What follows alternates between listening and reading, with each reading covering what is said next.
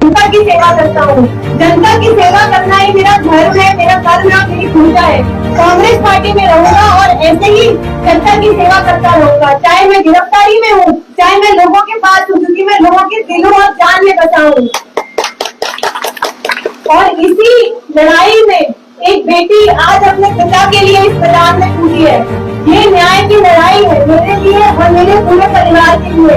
ये बीजेपी कांग्रेस की लड़ाई नहीं है, ये न्याय की लड़ाई है। और इस न्याय की लड़ाई में आज एक बेटी अपने पिता के लिए आप सबका आशीर्वाद मांग रही है।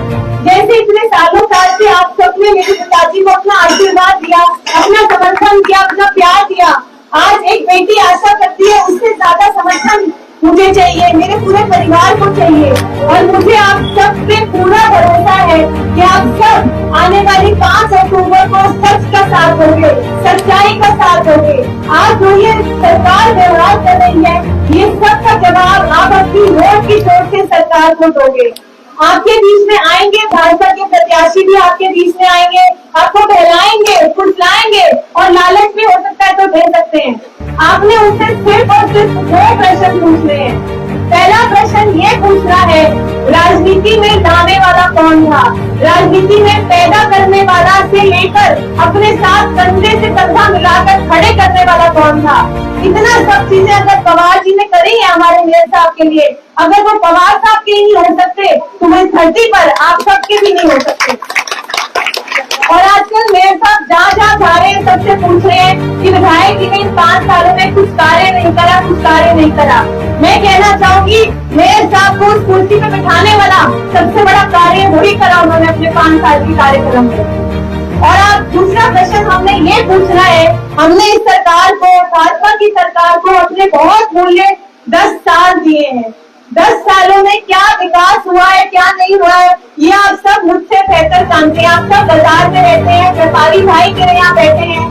क्या सुरक्षा सरकार आपको देती है, चाहे वो प्राकृतिक घटना घटे आपके साथ, चाहे आरोपिक घटना घटे, आप सरकार आपके साथ क्या कर रही है मुझसे बेहतर आप सब जानते हैं। और 10 साल उन्होंने हम सब ने 10 साल इस सरकार को दिए। आपके बीच में आएंगे, 5 साल और मांगेंगे अपनी जिंदगी के। इसलिए आप सबको मैं कहना चाहती हूँ, हम सब ने 10 साल दिए हैं, बातों में नहीं आना। हर सर्वे बता रहे हैं कम से कम 60 से 70 सीट कांग्रेस की हरियाणा में बनने जा रही है 8 अक्टूबर को। इसलिए हाथ जोड़कर अपील करती हूँ, अपना बहुत ही कीमती वोट हार में नहीं डालिएगा, जीत में डालिएगा। जब यहाँ से आपका आशीर्वाद मेरे पिताजी को मिलेगा, मेरे पिताजी विधायक बनके विधानसभा जाएंगे, मंत्री बनेंगे और ऊपर कांग्रेस की सरकार होगी, तभी सोनीपत जैसे शहर का, पूरे हरियाणा का तभी विकास हो पाएगा जब विधायक जी भी यहाँ के, मंत्री भी यहाँ के और कांग्रेस पार्टी भी ऊपर सरकार बनाएगी। इसलिए हाथ जोड़कर अपील करती हूँ, देखिए कांग्रेस पार्टी सालों साल से व्यापारी भाइयों की खुशहाली और सुरक्षा के लिए कार्य करती आई है। और इस भाजपा सरकार ने आप सभी के साथ क्या करा है मुझसे बेहतर आप सब जानते हैं। इसलिए हरियाणा को, सोनीपत को बदलाव चाहिए।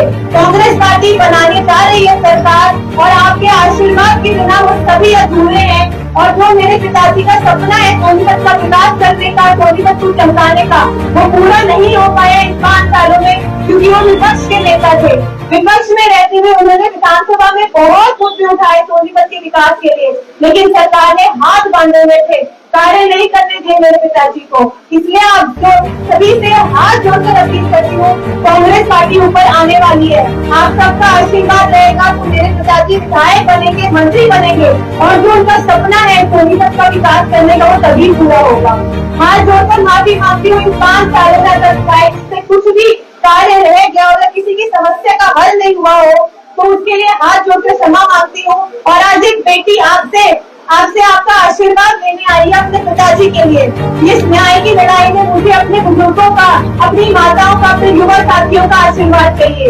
आशीर्वाद लेने आई हूँ, प्यार लेने आई हूँ, सपोर्ट लेने आई हूँ और वोट लेने आई हूँ।